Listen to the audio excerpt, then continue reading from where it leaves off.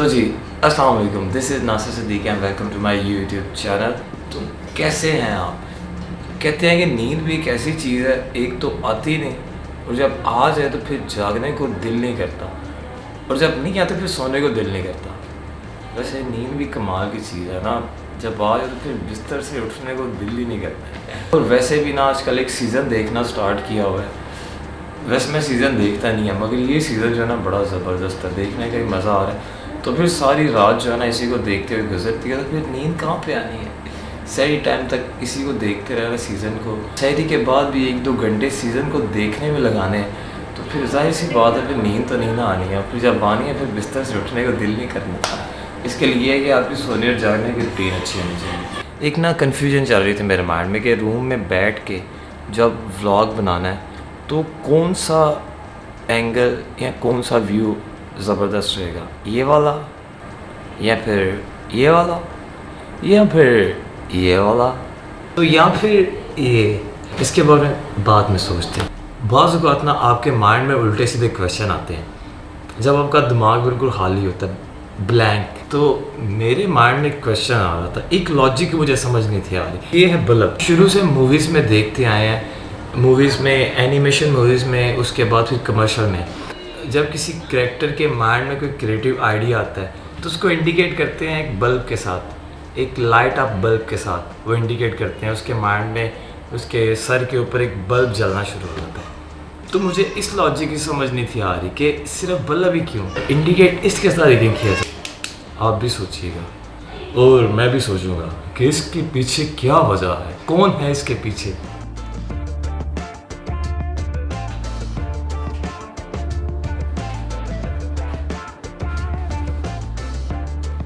मेरे जो musical instrument है ना वो आजकल बेचारे बिखरे पड़े हुए, कोई किधर पड़ा हुआ है, कोई किधर पड़ा हुआ है, बेचारे आजकल लावारिस हुए हैं। तो मैं सोच रहा था इनको एक ही जगह पे ला के रखा जाए, तो मैं बाकी अपने इंस्ट्रूमेंट भी लेके आया। तो जी ये हैं मेरे सारे इंस्ट्रूमेंट, म्यूज़िकल इंस्ट्रूमेंट, पूरा बैंड रखा हुआ है, टेंशन नहीं लेनी। तो आप ये सब देख के कह रहे होंगे कि नासिर भाई को ये शौक़ कहाँ से पड़ गया, बट शौक़ की बात है, अपने शौक़ लाजमी अपनी लाइफ में पूरे करने चाहिए, ये मेरी सोच है। पर करने भी चाहिए, जद्दोजहद लाजमी करनी चाहिए। ऐसे इन चीज़ों ने मुझे इंस्पायर किया, अट्रैक्ट किया। तो ये स्टोरी है बहुत लंबी, मगर मैं आपको कंसाइज करके सुनाऊंगा। अगर तो आप सुनना पसंद करें, अगर आप नहीं भी सुनना पसंद करेंगे तो मैं फिर भी ज़बरदस्ती सुनाऊँगा।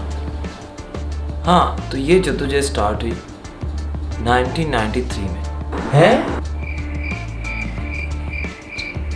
ओह सॉरी, ये मैं कुछ ज़्यादा ही पीछे चला गया। तब तो शायद दुनिया में आने की जद्दोजहद लगी थी। तो हाँ, तो ये जद्दोजहद स्टार्ट हुई 2013 में। यस, जब मैं गिटार सीखने की जद्दोजहद में एक अच्छे टीचर की तलाश में घर से बाहर निकला। मगर आजकल तो आपको पता है घर से बाहर निकला ममनू है, मगर तब नहीं था। आखिरकार मुझे एक अच्छे टीचर मिले जिनसे मैंने गिटार सीखा और फिर इतना सीखा, इतना सीखा, इतना सीखा और इतनी प्रैक्टिस की, कभी अकेले कमरे में बैठ के, तो कभी ट्रेन लाइन के ट्रैक पे बैठ के, तो कभी दोस्तों की महफिल में बैठ के, और आखिरकार मैंने गिटार सीख लिया और आखिरकार आपका भाई एक अच्छा गिटारिस्ट बन गया। जब तक मैं गिटार सीखता रहा तब तक सिर्फ गिटार सीखने का शौक था, मगर गिटार सीखने के बाद दिल के किसी कोने में, ऊपर नीचे, लेफ्ट राइट, एक नया शौक, एक नया जुनून, कुछ नया सीखने का। तो फिर एक नई जद्दोजहद स्टार्ट होगी, कुछ नया सीखने का।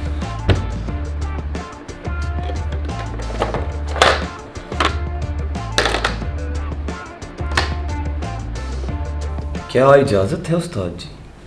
जी बेटा इजाज़त है।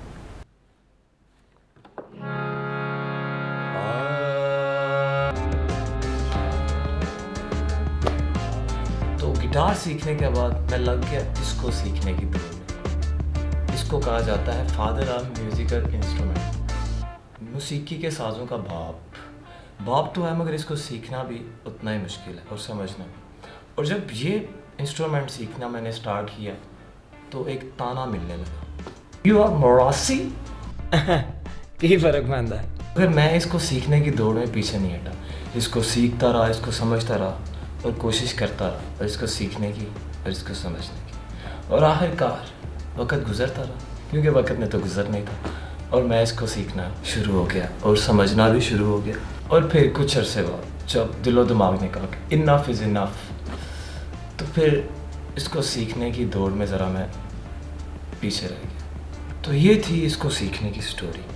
तो बाकी स्टोरी आपको फिर कभी सुनाएंगे, शायद आप बोर हो रहे, अगर नहीं हो रहे तो फिर कंटिन्यू करते हैं। चलिए चलें।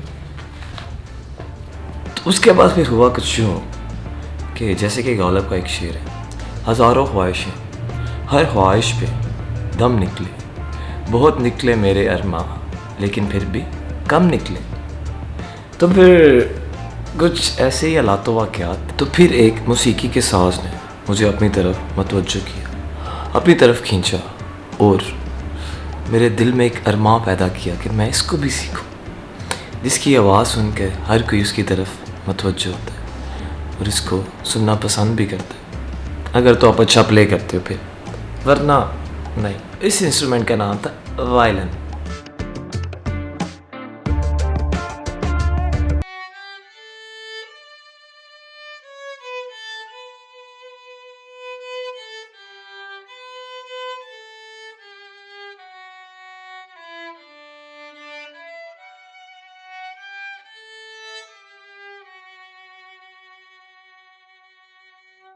तो ये है वायलिन। वायलिन को सीखने और समझने की जद्दोजहद अभी तक है जारी और सारी। तो तब तक ये जद्दोजहद और कोशिश जारी और सारी रहेगी जब तक इसकी थोड़ी बहुत समझ और अच्छा सा इसको प्ले करना ना मैं सीख जाऊँ। बाकी अगर इस इंस्ट्रूमेंट की बात करें तो ये ज़रा मुश्किल है सीखना, बट ये कि इसकी आवाज़, इसकी सैडनेस यहाँ पे लगती है, यहाँ पे। अगर कोई बंदा इसको अच्छा प्ले करने वाला हो तो बड़ा मज़ा आता है इसको प्ले करने का, बंदा इंजॉय करता है पूरा। तो अगर आगे की बात करें कुछ नया करने की और सीखने की, तो माइंड में अभी बड़ा कुछ चल रहा है। तो जब भी कुछ किया तो आपके साथ लाजमी शेयर करेंगे, डोंट वरी अबाउट दिस। तो जी ये थे मेरे कुछ शौक और ये थी मेरी स्टोरी। तो कैसी लगी आपको मेरी स्टोरी? अगर आपके भी लाइफ में कुछ शौक हैं तो उनको लाजमी पूरा करने की कोशिश जद्दोजहद लाजमी करें, ताकि आप किसी लाइफ के ऐसे स्टेज पे पहुँचे जहाँ पे आपके दिल में कोई हसरत रह जाए कि यार ये शौक़ था, इसको पूरा नहीं किया, या इसके लिए कोशिश नहीं की, या इसके लिए जद्दोजहद नहीं की। क्योंकि अब सब कुछ है मगर टाइम नहीं, तब टाइम था तो कोशिश नहीं की। तो अपने अच्छे अच्छे शौक़ को पूरा करने के लिए लाजमी कोशिश करें। Try again, you will succeed. तो नेक्स्ट व्लॉग तक अल्लाह हाफ़िज़।